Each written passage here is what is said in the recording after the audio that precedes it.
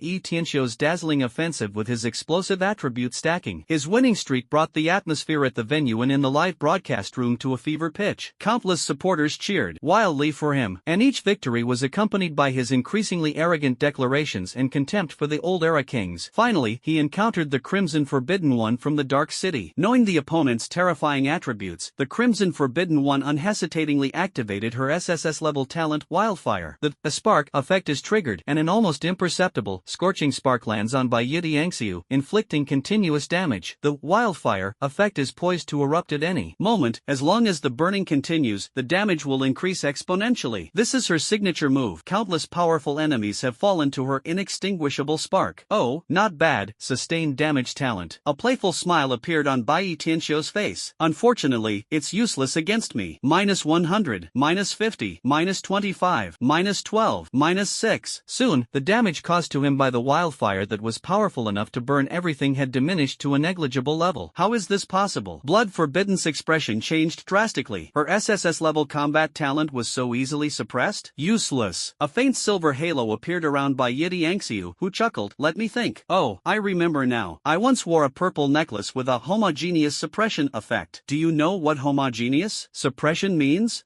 Its effect is, when you are continuously damaged by the same skill or effect, each subsequent damage is reduced by 50%. Perfect. It counters your trick of continuous damage. The words had barely left his mouth when Yiti Angxiu decided to stop performing. He conjured a massive sword engulfed in raging flames and slashed it down at the Crimson Taboo. It's over, beautiful. The white-clad celestial being flashed, unleashing a sword strike that shattered all of the Crimson Forbidden's defenses with its domineering power. Crimson Taboo eliminated. Pathetic. The white-clad genius put away his equipment effects, lightly dusted off non-existent dust, and provocatively swept his gaze in a certain direction from the audience. Throughout the entire match, Lin Feng, sitting in the exclusive spectator seats of the Undercity, remained a detached observer with a calm expression, as if everything that had just happened was nothing more than a boring farce. At this moment, the global live-stream chat rooms were in complete frenzy. Players were discussing, betting, and even arguing fiercely. High-ranking officials from various countries were also holding their breath, watching this ultimate showdown that theoretically represented the pinnacle of individual player skill. When the two stood side by side in the center of the game arena, the entire world of Eternal Realm was swept into a frenzy. Ancient legends intertwined with newly crowned kings, and the mysterious returnee met the arrogant and unparalleled prodigy. The number of viewers worldwide instantly broke all previous records, and countless players' hearts raced. The main city plazas were packed with people, the atmosphere incredibly heated. In the real world, countless bars, internet cafes, and even home theaters are simultaneously broadcasting this epic showdown. Betting odds on major platforms are also fluctuating wildly. Although the Knight Emperor displayed terrifying feats upon his his return, such as instantly killing the city lord and flattening the city of the dead. Those were ultimately battles against NPCs. He hadn't fought against players for a long time. The modification to his talent, which allowed him to face the 10 greatest masters of the Sakura Kingdom, remained unknown to anyone except the individuals involved in the Sakura Kingdom's high-ranking officials. The apparent failure of his talent was speculated to be merely a temporary and limited ability. Meanwhile, Bai Yitiangxia crushed all the top players from various countries, including Blood Forbidden Zone. His leaving a trace in the Wild Goose's flight talent infinitely stacked equipment attributes and effects, making him theoretically almost unbeatable. In addition, Night Emperor had been missing for more than 10 days. Although his level advantage was still far ahead, many players and professional analysts were more optimistic about this new king who was so imposing and whose moves were deadly. White-clad genius is bound to win. Leaving a mark in the past is simply too incredible. Although the Night Emperor is strong, during the time he disappeared, Bai Tianxiu worked hard to accumulate equipment attributes. Times have changed. A new generation is replacing the old. I still believe in the Night Emperor. After all, he is the Night Emperor. To be honest, this should be the strongest SSS level talent I've ever seen. Don't forget, the Night Emperor's talent might be able to erase his opponent's talent. That's just a rumor circulating in Japan. Who can prove it? The sounds of debate, shouts, and anticipation mingled together, pushing the atmosphere to its peak. In the center of the eternal arena, two figures faced each other. I.e. Tianxiu, still clad in his flowing white robes, wore an extremely confident smile, fully basking in the thunderous cheers. Looking at the cold-faced, indifferent-eyed man in black opposite him, his blood seemed to ignite. Night Emperor, I've finally waited for you. The voice of the white-robed celestial being was amplified by magic and spread throughout the entire arena. I must say, your return came at just the right time, becoming the final stepping stone for me to ascend the throne. Lin Feng simply watched him silently. Seeing no response, Bai Tianxiu wasn't annoyed. Instead, he became even more excited. He enjoyed the feeling of being the center of attention, and even more so, the thrill of teaching his opponent a lesson in front of everyone. I know you're very strong, able to instantly kill that skeleton king, although I think it was mostly just luck, or you used some shady scroll. He shrugged, his tone dripping with sarcasm, but it doesn't matter. Today, in front of the whole world, I will show you what true power is. Changing the subject abruptly, he feigned magnanimity and said, how about this, Night Emperor? To show respect for you as a senior, let's play something simple, fair and square, and have an attribute duel. Don't you like using guns? He pointed to the dark chaser at Lin Feng's waist. Coincidentally, I'm equipped with the All-Element Mastery Ring, which allows me to use weapons from all classes. I also brought a revolver today. How about we each take one gun? Without using any active skills or triggering any fancy equipment effects, let's compete in the most primitive and purest form of attack and defense. Like a duel between ancient gentlemen, let's see who can kill the other with a single shot. Do you dare? He made the suggestion with a smug grin. A contest of pure attack power? His SSS level talent, traces left by geese, permanently records equipment attributes, and his base attack power alone has reached what he considers an astronomical figure. In addition, there were the passive effects he recorded that increased base damage and physical penetration. He firmly believed that no player in the world could withstand this shot. Lin Feng remained silent, only slowly tightening his grip on the handle of the revolver at his waist. Seeing that Lin Feng seemed to acquiesce, Bai Tianxiu became even more arrogant, like a child about to show off his treasured toys, and began to boast incessantly, even to the point of courting disaster. Ha ha, looks like you agree. That's great. Do you know how high my defense is? Oh, I almost forgot. You previously demonstrated true damage that ignores defense. He slapped his forehead, pretending to suddenly realize something. But that's not important. The key is, do you know how much health I have? Let me tell you, after constantly changing and stacking my equipment day and night, my base health has exceeded 1 million. Add to that the percentage bonuses from various equipment, and my total health is close to 10 million. 10 million? Can you imagine? I'll stand right here and let you hit me. He grinned, pointing to his heart. Can you take away 1/10 of my blood? 1%? Your so-called legend is nothing but luck. It's a bug. It can't possibly be your true skill, because I simply can't think of any talent or attribute in this game that could be higher than mine. He became more and more excited as he spoke, spitting as he spoke. Do you know how many types of equipment there are in this game? Thousands and thousands. I change them every day. I keep track of everything. Let me test you. Even if each piece of equipment only adds 10 points of attack power, if I wear 1,000 pieces, 10,000 pieces, how much attack power will I reach? Can you calculate it? And critical hits. Do you know how high I've stacked the most difficult to level critical hit rate in this game? He held up one finger and shook it. A full 300%. 300%. That means with one shot, I'll trigger at least 3 critical hits. Triple critical hit rate. He was lost in his own fantasy, as if he could already see the Night Emperor being killed by him with a single shot, and himself standing on a stage where the world was cheering. He simply couldn't imagine that there existed a power in this world far beyond his comprehension. 10 million HP? 300% critical hit rate? In his eyes, these numbers were nothing but insignificant dust. He had no idea that a casual shot from the Night Emperor could increase his maximum health by at least 10 billion. After the battle to breach the city, his health had already reached a terrifying 10 trillion. With a critical hit multiplier of 60 million, a single shot can trigger 600,000 critical hits, completely exceeding the imagination of ordinary players. Bai Yidianxio's irrational and arrogant arrogance finally caused a barely perceptible hint of impatience to flash across Lin Feng's indifferent gaze. There was also a sliver of pity. Pity for the frog at the bottom of the well. He slowly pulled out the dark chaser. The dark gold gun body gleamed with an ancient and mysterious luster, and the muzzle resembled the rising and falling of stars. There was no earth-shattering grandeur, no dazzling lighting effects. Only by returning to simplicity can one possess absolute majesty that transcends all. Lin Feng finally spoke, his voice not loud, but it clearly drowned out by Yidianxio's wild laughter and the clamor of the entire audience. Then, he raised his gun, pointed at the white-clad figure who was still chattering and gesturing wildly. Bai Yidianxio's gaze sharpened, he sneered twice, and finally stopped his arrogance. Both pulled the triggers simultaneously. It was weaker and more inconspicuous than when the Skeleton King was annihilated last time. A streak of dark golden light, almost invisible to the naked eye, shot out from the muzzle of the Dark Chaser's gun. The white-clad genius, along with his layers of supposedly invincible defense and millions of health points, along with his arrogant smile and haughty expression, like pencil marks erased by an eraser, it vanished without a sound from the spot. It couldn't even be called a duel. The entire Eternal Arena fell silent, as did the hundreds of millions of players in the global livestream and the top officials from all countries who were closely watching. At that moment, everyone fell silent. Where is Bai Yidianxio? Where is that arrogant, domineering new king who was just yelling wildly a moment ago? How come he's gone? Where Bai Yidianxio disappeared, the distorted space gradually calmed down, and a line of afterimages showing damage numbers appeared. -999999999. That string of damage numbers, so long it was hard to read, was like the loudest slap in the face to everyone who had just questioned, mocked, or underestimated the Night Emperor. This string of numbers is enough to make anyone's scalp tingle. Absolutely a knockout. You could even call it a dimensional reduction attack. After a brief period of silence, a frenzy erupted like a volcanic eruption. This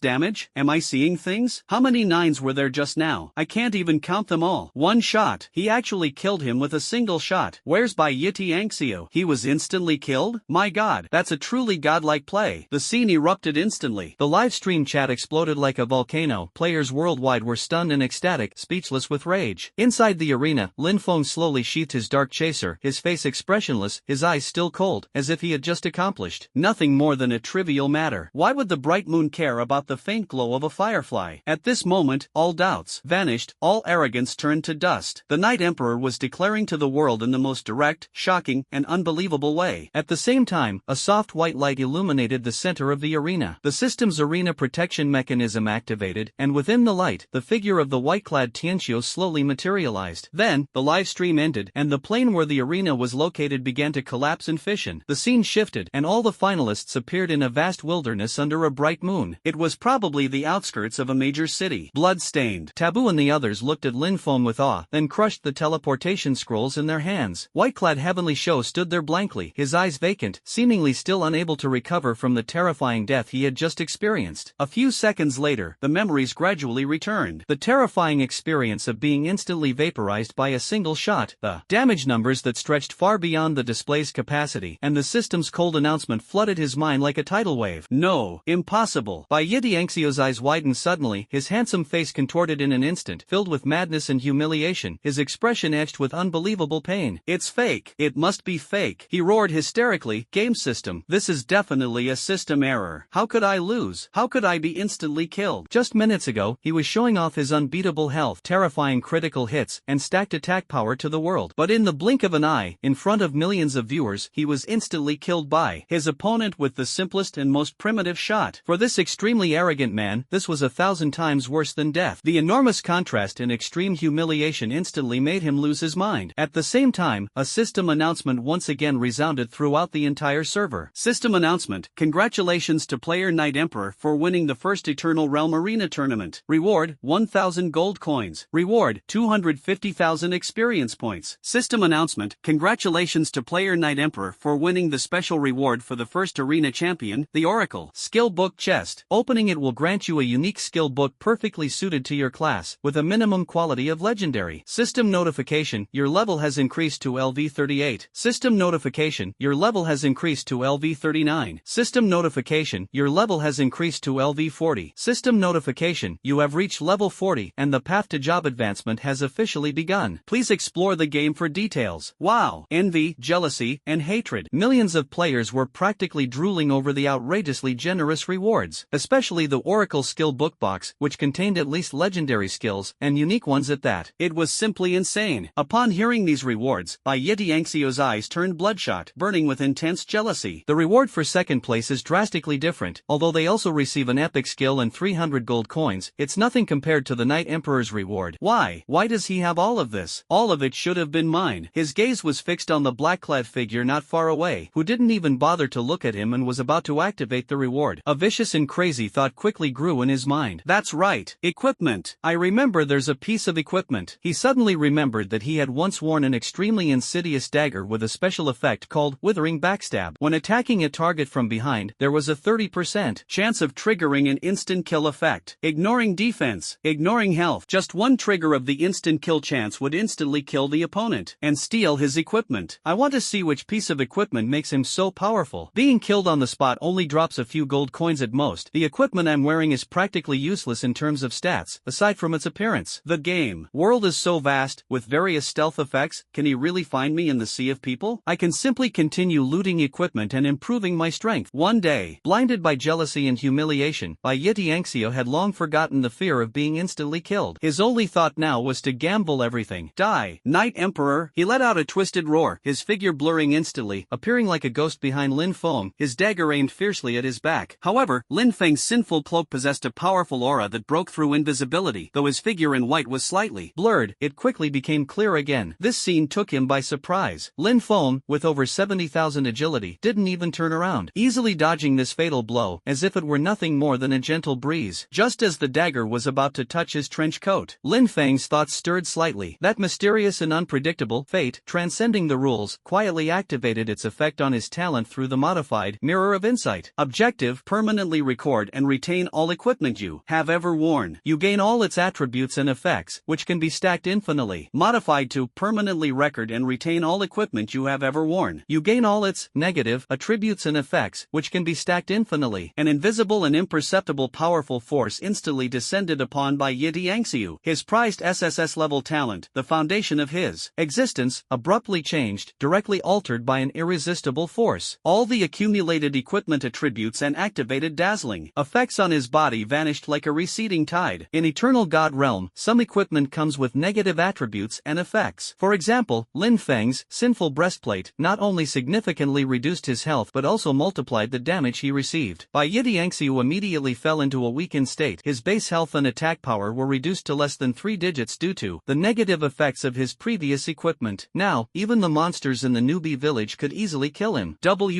What? Yeti Anxia collapsed to the ground, his madness instantly turning into terror and bewilderment. How could his power have completely vanished? Lin Feng stared coldly at him. In his previous life, although this man was powerful, he was arrogant and domineering, and was tricked by others, wearing equipment with hidden effects that continuously reduced attributes by a percentage, ultimately leading to his demise. I'm just returning the fate you deserve to you. Like a divine judgment upon mortals, Lin Feng walked alone across the wilderness, the full moon casting a long shadow of him. He looked at the divine oracle skill book box in his hand and immediately chose to open it. A flash of light appeared, and a skill book radiating red light, its cover engraved with an eerie eye, appeared in his hand. Above, legendary, immortal level skill, Eye of Death, red, skill effect, activate Death's Eye, slowing the flow of time in the world except for you. You can clearly see the lethal points on your target. Accurately hitting all lethal points triggers an instant death effect. Cost 10% mana per second. After the effect ends, enter a 3-second weakened state, taking half damage and unable to crit. An immortal level skill, extremely powerful. Time slows, marks weaknesses, triggers instant death, but it can be even more powerful. Lin Feng's will once again communicated with the Destiny talent. The power of destiny erupted again, and the text on the skill book seemed to come alive. The words describing time slowing began to distort and blur, finally coalescing into 2 words radiating a chilling aura. Revised to activate the death god's eyes, and the flow of time in the world stops, except for you. Lin Feng nodded in satisfaction and decisively chose to learn. The most important thing next was the class advancement at level 40. After reaching level 40, most classes typically advance through class mentors in major cities. For example, a warrior might advance to berserker, shield warrior, or heavy knight, while an archer might advance to ranger, hunter, or gunner. Besides these conventional routes through dungeons, encounters, treasures, trials, and other opportunities, ordinary classes can occasionally unlock rare advancement paths. For example, a warrior might advance to sword master and an archer to demon hunter. These rare career advancements cannot be guided by ordinary mentors in the main city. For players, this means aimlessly searching for clues, repeatedly questioning NPCs, and possibly even experiencing certain fortuitous encounters. As for advancing to the hidden class, for Lin Feng, who possesses memories of his past life, the goal is exceptionally clear. In the eastern part of the continent, at the border between Thousand Needles and Molten Core, inside a magnificent hall that defies description. This is the Starlight Sanctuary. Beneath our feet lies the smooth, mirror-like dark star rock, reflecting the boundless dome above. That dome is not a solid entity, but a flowing, ever-changing nebula, within which billions of stars flicker and radiate a soft, eternal glow. Countless massive stone pillars support this seemingly boundless space. The pillars are carved with blurry and ancient runes, which seem to record the secrets of the beginning of the universe and exude a chilling pressure. An indescribable aura permeated the air, both sacred and solemn, as if the will of countless departed deities remained here, eternal and indestructible. There was no sound here, only an absolute silence and solemnity that came from the depths of the soul. If an ordinary player came here, they would probably have a hard time even standing still, as they would be crushed by the omnipresent pressure. But Lin Feng was different. He possessed the body of a titan, and divine power and abyssal power flowed in his blood. He walked through this starlight sanctuary as if on flat ground, his eyes calm and undisturbed, as if he had returned to a familiar place. He walked straight to the deepest part of the hall. There was no throne, no altar, only a human-shaped figure of light and shadow suspended in mid-air, formed from pure starlight. The light and shadow had no specific face, yet it exuded a vast and majestic wisdom. It is the guide of the Starlight Sanctuary, an existence that transcends the concept of an ordinary NPC, responsible for guiding qualified individuals onto a higher professional path. As Lin Feng approached, the guide formed from starlight turned slightly, as if its gaze was fixed on him. After a moment of silence, a voice rang out directly in Lin Feng's mind, carrying surprise, understanding, and a hint of equal respect. What a strange soul, the blood of titans, the mark of the abyss, and the favor of fate. The guide's voice carried an ancient rhythm. In you, I see too many firsts and uniques. The new Lord of Undercity, the first advanced being to step into this place, welcome to the Starlight Sanctuary. His attitude was quite different from how he later treated other adventurers. Because he could sense the essence of the various powers within Lin Feng's body, each of which represented potential to rival or even surpass the gods. Lin Feng did not respond, but simply said, I'm here to change jobs. The guide's body shimmered with starlight, as if reading his memories. The Fate Master, a secret lineage that has long since vanished into the river of time. With a mortal body, one dares to try to peek into and manipulate the strings of fate. His voice held a hint of reminiscence. For an ordinary fortune teller, reaching your current level would be the limit. But you are different. Your soul essence, the source of your power, will ultimately lead you down a more forbidden and supreme path. The guide's gaze deepened. The ultimate goal of a Fate Master is not to serve the goddess of fate, nor to become a spokesperson for the gods. Its true pinnacle is to embody fate itself, to become the rulemaker and enforcer, the adjudicator. Lin Feng's pupils suddenly contracted. The Arbiter? The Arbiter belongs to no pantheon and is not biased towards any faction. Light or darkness, order or chaos, justice or evil, all are subject to its judgment. Using one's own will as the law, and the power in one's hands as the authority, one can control the threads of destiny and judge all evil in the world. To judge the gods, to judge all things. This is the true essence of the judge. The guide's voice carried an ineffable sense of sublimity and transcendence. The role of the arbitrator clearly surpasses all known class systems. A slight ripple appeared in Lin Feng's eyes. Although the result was expected, it still gave him a jolt. System notification, special conditions have been met, and you have triggered the advancement path for the hidden class, the Virtuoso. Do you wish to accept the level 40 class change quest chain? I accept. Lin Feng replied without hesitation. The guide gazed meaningfully at the young man before him, then slowly raised his arm, formed from starlight, and a mission tablet appeared before him. System prompt, accept the career advancement quest? Task level, hard. Mission objective 1, proceed to the village of confusion and eliminate 100 soul-eating rats infesting the area. They have harmed innocent travelers. You must obtain the bamboo flute of the quest-controlled Ratman. Mission objective 2, proceed to Howling Fjord and defeat the pirate leader who has taken over the fjord. They are constantly raiding nearby villages. You need to obtain the quest item, the broken rum glass. Quest reward, unlocks the job advancement, judgment. Lin Feng frowned slightly. The mission was merely to clear out the low-level monsters that were harming people in the village of confusion, and to wipe out the pirates of Howling Fjord. He looked up, his cold gaze meeting the guides. This was clearly not the final job change quest. The guide gazed at him silently. Would he willingly accept the predetermined path, becoming a methodical judge, or would he possess the courage and ability to challenge the thorny path truly belonging to the adjudicator? The path of the adjudicator. It is destined to be lonely, arduous, and controversial, perhaps even at the hands of the gods. It doesn't need an executor who only knows how to follow orders, but a player who dares to question the rules, rewrite destiny, and bear the consequences. If one doesn't even dare to challenge the fate before them, how can they talk about making a judgment? Lin Feng's gaze became more solemn and profound than ever before. He stared at the words judgment on the quest tablet, his mind sinking into the depths of his soul, and his fate talent, which controlled all variables, quietly activated. Objective, advanced quest, judgment. Modified, advanced quest, judgment. The words judgment on the quest tablet seemed to be forcibly erased by an invisible force. Immediately afterward, two more profound and weighty ancient characters, radiating supreme majesty,